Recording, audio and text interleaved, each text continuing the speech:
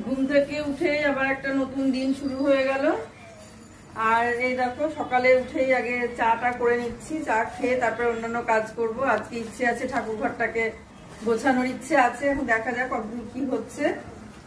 চাটা খেয়ে নিই, চা খেয়ে চলো তোমার তোমাদের সঙ্গে আবার দেখা করছি। কি মানে সারাদিন পর পর কি করছি সেগুলো দেখো। চা করে নিই। চাটা আজকে তো কেউই নেই, বুবাইও নেই, মেঘাও নেই, দুজনেই বুবাই গিয়েছে মেঘাকে আনতে শ্বশুর বাড়িতে, আর আমি আর বুবাইয়ের বাবা, আর কেউ নেই।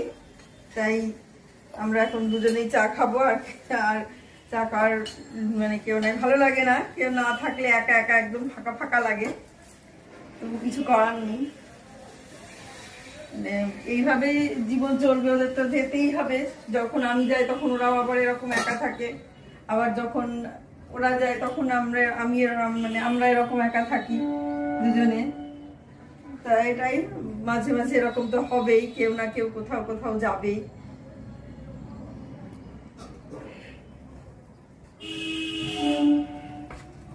চাটা ছেঁকে নি চলো।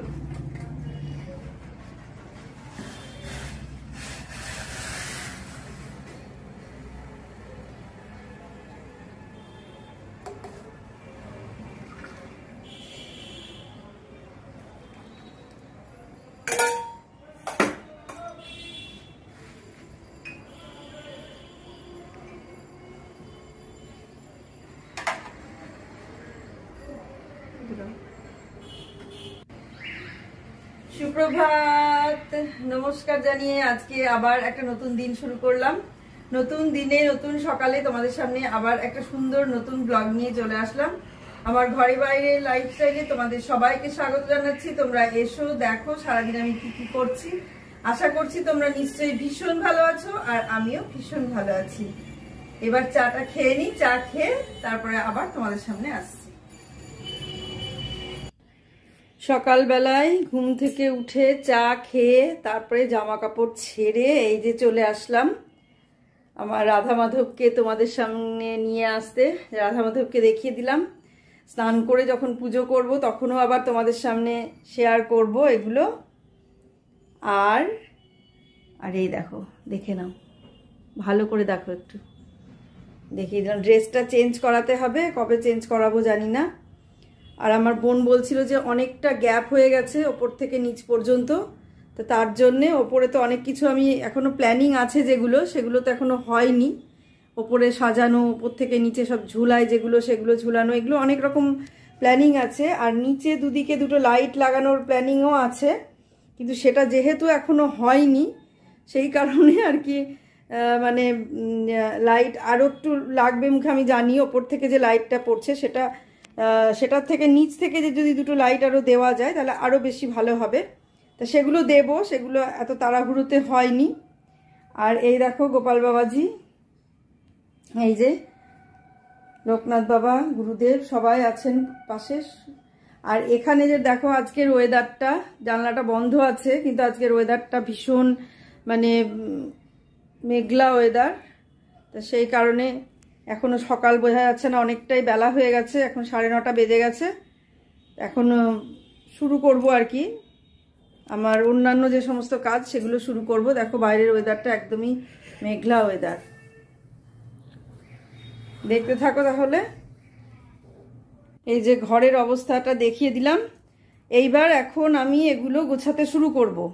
মানে পুজোর আগেও আমি এভাবে গুছিয়ে উঠতে পারিনি। এই দেখো চারিদিকের কি অবস্থা, এগুলো গুছিয়ে নিই, তোমরা দেখতে থাকো। আর এইখানে আমাদের আজকে সেরকম কিছু রান্না হয়নি, শুধু রুটি করেছে আর এইগুলো করেছে, যেগুলো আমি তোমাদের সঙ্গে শেয়ার করে দিই। আজকে আমরা খাবো আতপ চালের ভাত, এটাই ভেবেছি। সেই কারণে এই যে যেটা করেছে টগরি এসে করে দিয়ে গেল। ভেবেছিলাম যে টগরিকে আসতে নিষেধ করবো, নিজেই করে নেব, কিন্তু ওদিকে ঠাকুর ঘরটা গুছাবো, আমি অতটা পারবো না, হাঁপিয়ে যাব। তো সেই কারণে ও এসে বেগুন ভাজলো, মিষ্টি কুমড়ো আর কি বলে ফুলকপি সেদ্ধ করলো, আলু পটল সেদ্ধ করলো, এগুলো সব সেদ্ধ করে করে আলাদাই রাখা থাকলো। আর এখানে হচ্ছে ফুলকপি ভাজা। এই দিয়ে আজকে আমাদের হবে দুপুরের খাওয়া। তো যখন খাবো তখন যদি পারি শেয়ার করব। আর এদিকে যেটা হয়েছে, ছোলার ডাল ভিজিয়ে রেখেছি, এটা ডাল বাটা দিয়ে আতপ চালের ভাত করবো। আর এখানে আতপ চালটা নিয়ে এসে রেখেছে, এই দেখো এটা মানে ইয়ে করবো আর কি, সেদ্ধ ভাত হবে তখন এটা বেটে ভাতের মধ্যে দিয়ে দেবো, সেটাও তোমাদের সঙ্গে শেয়ার করবো যদি পারি। আর ভাত এখনো হয়নি, এই যে হাঁড়ি রেডি করে রেখেছি, পরে ভাত হবে। দেখতে থাকো তাহলে। আর কিচেন টিচেন গোছানো একদিনে শেয়ার করতে পারবো না।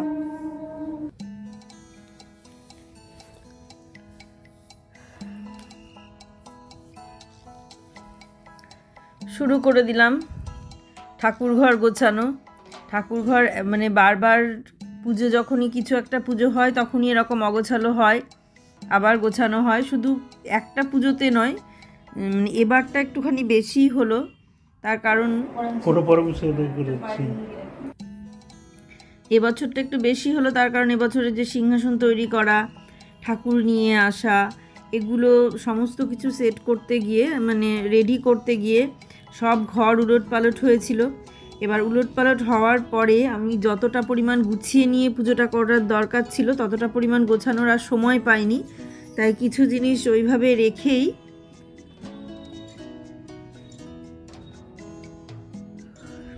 পুজোটা করে নিয়েছিলাম। এবার সেই পুজো করার পরে বললাম তো শরীর একদম ছেড়ে দিয়েছিল, তারপরে ঠাকুর ঘরে ঢোকার পরিস্থিতি আমার ছিল না, সেই কারণে এগুলো গুছিয়ে ওঠা হয়নি। তারপরে আজকে দেখলাম যে না, আর কোনোভাবেই মানে ফেলে রাখা যাচ্ছে না, চোখে দেখা যাচ্ছে না, যখন পারবো আমি করতে তখন আর কেন ফেলেই রাখবো। কয়েকটা জিনিস শেয়ার করে দিই, সেদিন দেখিয়েছিলাম কিন্তু অত স্পষ্টভাবে দেখাতে পারিনি। এই যেটা একটা পিতলের পুষ্পপাত্র দেখছো, এই পুষ্পপাত্রটা টগরি দিয়েছে। আর এই যে এইখানে যে পিতলের সাজিটা দেখছো, এগুলো আমার ছিল না। এই সাজি অনেক ধরনের ডিজাইনের আছে। এই সাজিটা আমার বোনের মেয়ে দিয়েছে, দেখো বেশ ভালোই। অনুষ্ঠান টনুষ্ঠান হলে বের করবো পুজোর জন্য, সবসময় ব্যবহার করবো না এগুলো, সবসময় ব্যবহার করলে নষ্ট হয়ে যাবে। আর এত দরকারও নেই, আমার অনেক প্লাস্টিকের সাজি আছে, ওতেই মানে পুজো করা হয় আর কি, সেই জন্য। আর এটা বের করবো, এটাতে প্রদীপগুলো এর মধ্যে রাখবো, তাহলে ভালো লাগবে দেখতে। একবারে ফ্লাইয়ের উপরে আছে। আর এই দেখো এইটা বোন দিয়েছে, এই পিতলের গামলাটা, বিরাট গামলা, মানে অনেক কাজে লাগবে, কিন্তু আমি এখন এবার আর বের করলাম না, আবার জন্মাষ্টমীতে বের করবো। অনেকটা বড় গামলাটা, বিরাট বড়,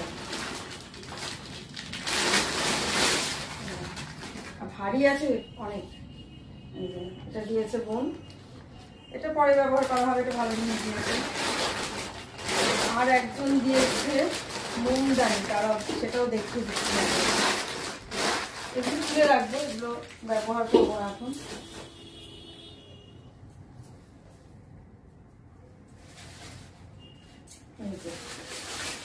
এই মোমদানি দিয়েছে একজন, দেখো মোমদানিটা, দেখো কি সুন্দর লাগছে না দেখতে, 3টে মোমবাতি ধরানো যাবে।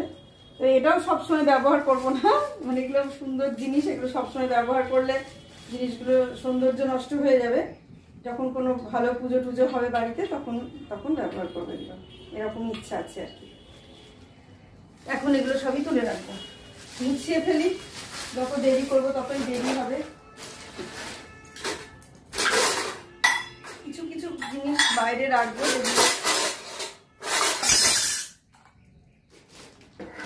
আগে পিতলের বাসনগুলো গুছাবো, তারপরে স্টিলের গুলো।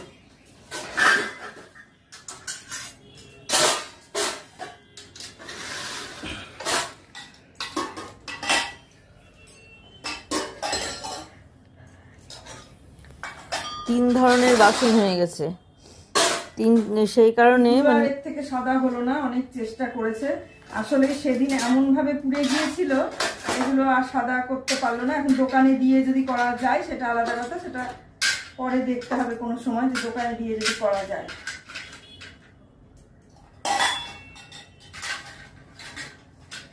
এখন কাগজ জড়াবো,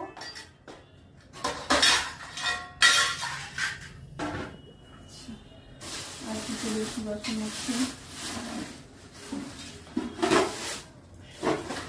এই যে থালাটা দেখছো, এই থালাটা নতুন কিনেছি, এই যে পেতলের এই থালাটা দেখছো বড়, এটা পিতলের থালা।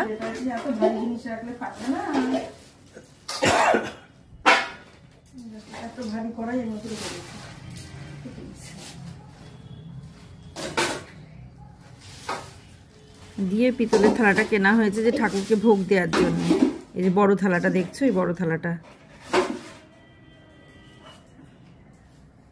বাসন হয়ে গেছে 3-4 রকমের, বলছি পাথরের, তারপরে পেতলের, স্টিলের।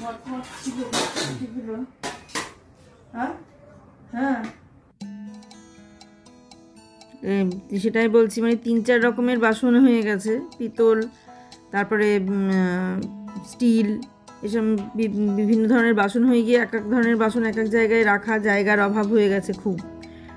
চেষ্টা চলছে যে ইমিডিয়েট এই ঘরটার একটা ব্যবস্থা করা।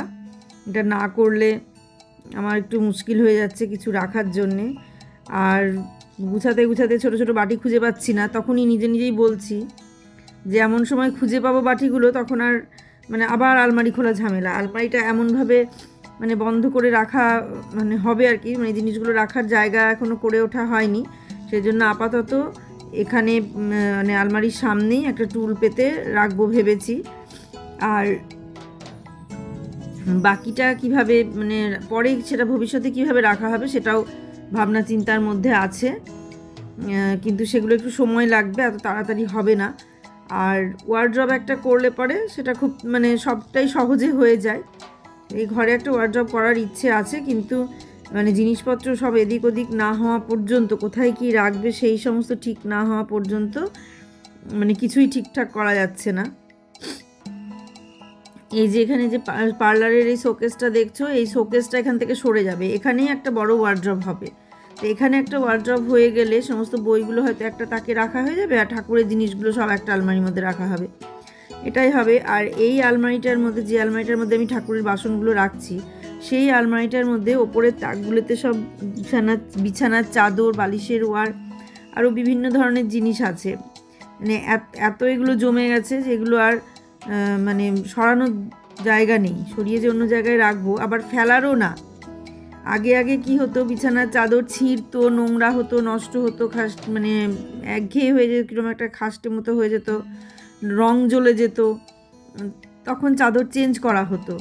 তখন ওই একটা দুটোই চাদর ছিল, চাদর তো বেশি থাকতো না, একটা কাঁচা হতো আর একটা পাতা হতো, এরকম একটা হয়তো ভালো তোলা থাকতো, এই রকম, তার বেশি চাদর ছিল না। আর এখন কি হয়েছে, এক একটা ঘরে 3-4টে করে চাদর, একটা এবেলা পাতো, একটা ওবেলা পাতো, একটা মা আসলে পাতো, একটা বাবা আসলে পাতো, একটা বাইরের লোক আসলে পাতো, একটা ঘরের লোক থাকতে পাতো, মানে বিভিন্ন ব্যাপার আর কি, একটা পুজোতে পাতো, এই করে করে এক একটা বিছানায় বোধহয় 7-8টা করে চাদর, এই দিয়ে 3খানা বিছানা, 3খানা বিছানাতে কতগুলো চাদর হয় তাহলে চিন্তা করো। মানে চাদরই হয়ে গেছে প্রচুর বিছানার, তার সঙ্গে তত বালিশের ওয়ার, তোয়ালেটা কম আছে বালিশের, কিন্তু ওইগুলো বেশি। আবার এই বাসনও তাই, আমার বাসন ছিলই না, একদমই বাসন ছিল না, যে নিজেরই কষ্ট হতো যে সবার কত ঠাকুরের বাসন কি সুন্দর গুছিয়ে গুছিয়ে রাখে, দেখি আমার একটাও বাসন ছিল না। এই 2 বছরের মধ্যে মানে আমি এই বাসনগুলো সমস্ত কিনে ফেলেছি, মাত্র 2 বছরে কিনেছি। তবুও আমি যদি মানে ভাবতাম যে আমি সমস্ত ঠাকুরের জন্য পিতলের বাসন কিনবো, সেটাই কিনতে পারতাম, কিন্তু পিতলের বাসন কিনলাম না। তার একটাই কারণ, ওই যে মাজা ঘষা করতে খুব কষ্ট, সব মানে পিতলের বাসন এইভাবে মেজে ঘষে তুলে রাখা খুব কঠিন।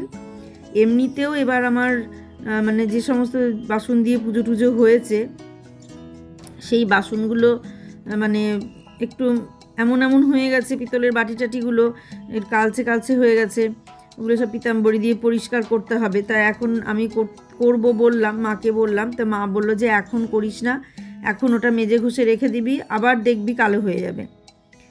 তা সেই কারণে আমি আর এখন করলাম না। বললো জন্মাষ্টমীর সময় যখন আবার বের করবি, তখন 2 দিন আগে বাসনগুলো বের করে পিতাম্বরী দিয়ে ভালো করে ঘষে পরিষ্কার করে নিবি, তাহলে দেখবি ওই পরিষ্কার থাকবে। তারপর পুজোর পরে আবার ওই রকম পরিষ্কার করে রেখে দিবি। আর এখন আর পরিষ্কার করার দরকার নাই, খাটনি করে যখন গুছিয়ে তুলে ফেলেছিস আবার বের করবি, আবার করবি, তাই বললো। তো সেই কারণে আমি দেখলাম কথাটা ঠিকই বলেছে, তাহলে এখন আর দরকার নাই, পরে আমি পিতাম্বরী কিনে নিয়ে এসে ওইভাবে ওই জন্মাষ্টমীর আগেই করব, কারণ এখন তো আর বেরোবে না বাসন, আবার সেই জন্মাষ্টমীর আগে আর বেরোবে না। আর পয়লা বৈশাখে একটু আমি পয়লা বৈশাখে তো ভোগ টোগ রান্না করে দিই না, ওই বাজার থেকে বিভিন্ন ফল মিষ্টি এ সমস্ত সব কিনে নিয়ে এসে দিয়ে দিই, আর সেটাই দেব। নতুন করে মানে আলাদা করে যে ভোগ রান্না করে দেওয়া সেটা দেব না। সেই জন্য এটা মানে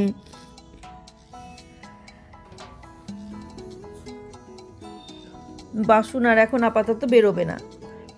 তো ঠাকুর ঘর গুছিয়ে রাখলে দেখতেও বেশ ভালো লাগে, আর গুছাতে তো আমার বেশ ভালোই লাগে গুছিয়ে রাখতে সময় থাকলে। আমি তাড়াহুড়ো করে পারি না গুছাতে, অনেকে আছে একবারে ঝটপট ঝটপট ঝটপট করে ফেলে। আমার কাজে মানে সেই ঝটপট করে সেই কাজটা করব সেটা হয় না, কারণ আমি ধীরে সুস্থে করি এগুলো। আমি মাথায় নিয়ে করি যে কোনটা কোথায় রাখলাম, পরে খোঁজার সময় যখন দরকার হবে তখন যে খুঁজে বেড়াবো কোনটা কোথায় আছে সেটা আমার হয় না। কিন্তু যে ওই ধীরে সুস্থে এখন গুছাচ্ছি তো প্রত্যেকটা জিনিস আমার মনে থাকবে যে আমি এই জিনিসগুলো এই জায়গায় রাখলাম, কাজে আমার আর অতটা অসুবিধা হবে না। সেই কারণে আমি এইভাবে করলাম। আর একটা পিতলের থালা, এরকম বড় থালা আর এরকম বাটি আমি আরও কিনবো, যাতে আমি ভোগটা মানে আরও ভালো করে দুটো থালাই সাজিয়ে দিতে পারি। এখন তো একটা থালাতেই সাজিয়ে দিতে হচ্ছে, তখন দুটো থালায় যাতে সাজিয়ে দিতে পারি। আর পিতলের বাটিগুলো আরও কয়েকটা বাটি কিনবো, বাটি কিছু কম কেনা আছে। আর স্টিলের বাসন গামলা টামলাগুলো কেনার দরকার, কারণ রান্না করতে গিয়ে দেখলাম যে আর একটু কিছু কয়েকটা গামলা বা থালা এগুলো দরকার। এই সময় অবশ্য তাল গোলা নেই বলে বাসন অতটা লাগলো না, কিন্তু ওই জন্মাষ্টমীর সময় তালগোলার ব্যাপারটা থাকে, তো তালগোলা মালপোয়া এইসবের ব্যাপারটা থাকে। তবে এবার আমি ভেবেছি মালপোয়ার জন্য মিষ্টির দোকানে অর্ডার দিয়ে আসবো। 20টা হোক 25টা হোক 30টা হোক যে কটা হোক মালপোয়া নিয়ে হবে, ওই বাড়িতে তৈরি করা মাল থেকে আমি ওর দোকানে অর্ডার দিয়ে আসতে ভালো করে তৈরি করে দেবে। আমার খাটনিটা অনেক কম হবে, কারণ অতগুলো মালপোয়া ভাজা বাড়িতে একটু কঠিন। সেই কারণে আমি ভাবলাম যে মালপোয়াটা অর্ডার দিয়ে দেব। এবারও ভেবেছিলাম দেব, কিন্তু এখানে এই সময় মালপোয়া পাওয়া যায় না। কিন্তু আমি আর সময়ে কুলাতে পারলাম না যে আমি ভাজবো, কারণ পুরোহিত চলে আসলো, ঠাকুর সাজানো হয়েছিল না, এরকম একটা তাড়াহুড়ো লেগেছিল। সেই জন্যে এর পরের বার যেমন আমি নিজেই ঠাকুর সাজাবো, আগের দিন রাত্রে আমি ঠাকুর সাজিয়ে সিংহাসনে তুলে রেখে দেবো। আমি আর মেঘা দুজনে থাকবো, অসুবিধা হবে না। আগের দিনই এগুলো করে আমি সিংহাসনে তুলে দেবো। তাহলে কি আমার সকালবেলায় উঠে গোপাল বাবাজিকে স্নান করিয়ে সাজাতে বেশি টাইম লাগবে না, সব রেডি করে রেখে দেবো। সকালে ঘুম থেকে উঠে আমি গোপাল বাবাজিকে সাজিয়ে স্নান করিয়ে সিংহাসনে বসিয়ে দেবো। আর যেহেতু এবছর আমি পূর্ণিমা যেদিন লাগলো সেদিনই পুজো করলাম, প্রতি বছরই আমি সেটাই করব, যে যেদিন পূর্ণিমা লাগবে সেই দিনই পুজোটা করব। এটাই আমার মনে মনে ইচ্ছা আছে। যে কোনো জিনিসই ইচ্ছে থাকলেই হয়, এটা আমি মানে বুঝতেই পারছি। কারণ আমার এত বাসন ছিল না বলে আমার খুব কষ্ট হতো যে সবার কি সুন্দর কত বাসন আছে, কত কি আছে, আমার নেই। আমি যদিও বা আমি সেভাবে পুজো টুজোগুলো করতামও না, এমনি কোন মানে ঠাকুর সেভাবে আমার ছিলও না, শুধু লোকনাথ বাবা ছিলেন আর গুরুদেব ছিলেন, আর কিছু ছিল না। ওনাদের এমনি রাখা ছিল। লোকনাথ বাবা তো আমি এখানে এসে মানে বড় করে এইভাবে সিংহাসন দিয়ে দিলাম। তাছাড়া ওই ছোট ছোট যে লোকনাথ দুটো দেখছো সেই লোকনাথ বাবা যে ছোট ছোট মূর্তিগুলোই আমার কৃষ্ণনগরে তারপরে পুরনো ফ্ল্যাটে ছিল, আর ওই লোক মানে ওনাদেরই আমরা পুজো করতাম। সেই জন্য পুজো করা ঠাকুর তো অন্য কোনো জায়গায় দেবো না, তাই ওখানে রেখেছি। আর ইচ্ছা আছে ওই ছোটো লোকনাথ বাবাকে আমি সিংহাসনের ওপরে দুটো ছোট্ট ছোট্ট টুল বা কিছু করে তার ওপরে আমি বসিয়ে দেব, তাহলে নিচে কিছুটা জায়গা পাওয়া যাবে। নাহলে নিচে জায়গা পাওয়া যায় না তো, খুব সাবধানে করতে হয়, মনে হয় যেন বোধহয় পড়ে টড়ে যাবে, এরকম একটু ভয় লাগে। ওই সিংহাসনের মাথার উপরে যে গ্যাপটা আছে ওইখানটাতে একটু উঁচু করে দেবো, যাতে নিচ থেকে দেখা যায় লোকনাথ বাবাকে, সেই রকমভাবে দেবো। দিয়ে সেখানে ফুল টুল দেবো, মালা পরিয়ে দেবো, দেখতে খারাপ লাগবে না, এরকমভাবেই দেবো। আর এরকম মোটামুটি গোছানোর দিকে পিতলেরগুলো আগে গুছিয়ে নিলাম, পিতলের বাসনগুলো, কারণ এগুলো আলমারির মধ্যে রাখবো পিতলের বাসনগুলো, আর স্টিলের বাসনগুলো বাইরেই রাখবো। যেহেতু পিতলের বাসনগুলো আলমারিতে রাখবো,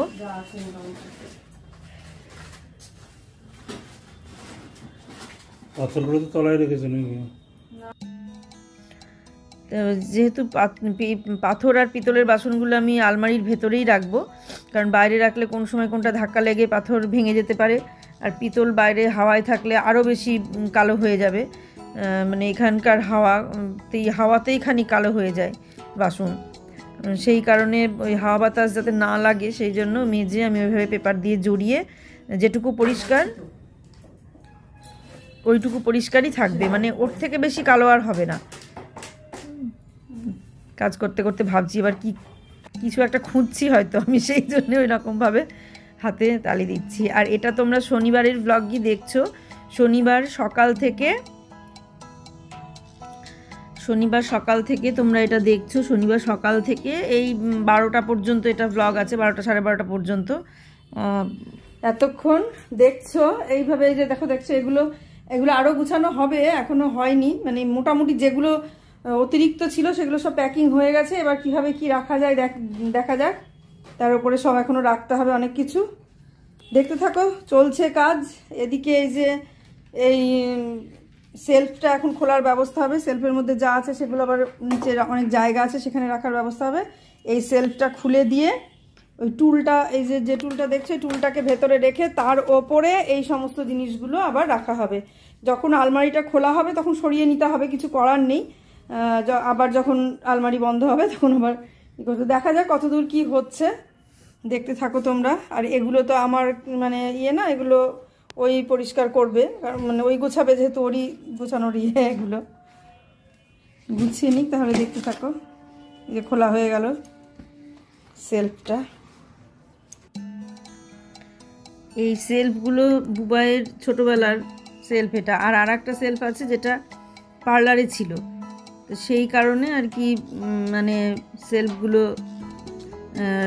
এই সেলফটা পার্লারে ছিল, আর একটা সেলফ আছে বুবাই। ভাঙার গড়া আমাদের জীবন এই চলছে, সেই মানে শুরু হয়ে থেকে এইভাবেই চলছে, মানে শুধু মানে তৈরি হচ্ছে, ভাঙছে, আবার গড়ছে, আবার ভাঙছে, আবার গড়ছে। এই কোনো সময় এটা মনে হচ্ছে যে সেলফ পেতে এটা ঠিকঠাক করে রাখি, আবার মনে হলো যে না এখন জায়গা হচ্ছে না, এটা খুলে ফেলা হোক, আবার সেই খুলে ফেলা হচ্ছে। এইভাবেই চলছে, দেখা যাক কতদিন এইভাবে আর চলে। তবে এই ঘরের একটা ইমিডিয়েট ব্যবস্থা করতে না পারলে খুব মুশকিল, কিন্তু সেটা হচ্ছে না এই মুহূর্তে, এটা একটা ব্যাপার। এই জিনিসগুলো সব এখন ভেতরে রাখবে।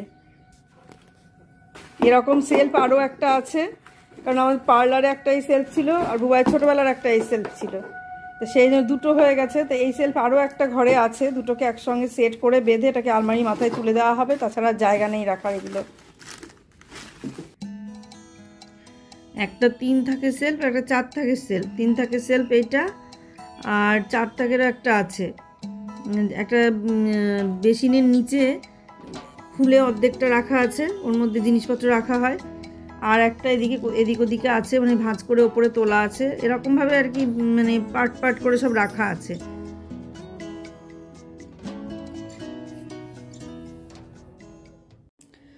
দেখলে এতক্ষণ ধরে কি করলাম, আর অনেকক্ষণ ধরেই মানে অনেক দিন ধরেই ভাবছি যে ঘরটাকে, ঠাকুর ঘরটা গোছাতে হবে। তো এই অগোছালো ঠাকুর ঘরটা গুছিয়ে ফেললাম। তো এই দেখো এইভাবে গোছালাম, মানে কিভাবে গোছালাম সেটা দেখতেই পেলে, কিন্তু কোথায় কি রাখলাম সেটা একটু তোমাদের দেখিয়ে দিই। এই যে এখানে একটা লাল ট্রে রাখলাম, যে ট্রেটা ওখানে একটা লাল সেলফের ওপরে ছিল, সেই ট্রেটা এখানে রেখে কতগুলো ধূপকাঠি, এই যে ধূপকাঠির বক্স, তারপরে দিয়াশলাই, ধূপকাঠি, আর এই যে এখানে যেটা জ্বালাই আর কি, এই দেখো এই গ্যাপের মধ্যে চলে গেছে, এই যে এটা, এগুলো এক জায়গায় রাখলাম। আর এখানে একটু ধূপ রাখলাম, এগুলো ছোট ছোট বক্সে রাখতে হবে, বক্স আমার কেনা হয়নি, কিনতে হবে। আর এগুলো দুটো ঠাকুরের আর কি সেন্ট, পারফিউম আর কি, এই জিনিস। আর এই তেলের বোতলটা এইখানটায়, এই যে একটা পাথরের মানে থালারটা মুখটা চটে গিয়েছিল, সেই থালার উপরে রাখলাম। আর এখানে গঙ্গা জল, এটা বিসলারি ওয়াটার, আর এই মোমবাতিটা এখানে রাখলাম। এগুলো পরে আমি ঠিক করব, আর একটু পরে আবার স্নান করে পুজো করব। আর এখানে হচ্ছে ঠাকুরের থালা বাসনগুলো এর মধ্যে থাকলো, তো এটা একটা ঝুড়িতে রাখতে হবে, এভাবে রাখা যাচ্ছে না, একটা ঝুড়ি মানে বের করে নেব, কিংবা একটা ছোট ঝুড়ি কিনে নেব। আর এখানে একটা পুরনো ফুলদানি, অনেক দিন আগেকার, তোমরা এটা আমার গোপাল বাবাজির পাশে দেখেছো তুলসী পাতা রাখতে। আর এই যে রাধাকৃষ্ণের একটা মূর্তি ছবি আছে আর কি দেওয়ালে ঝুলানোর।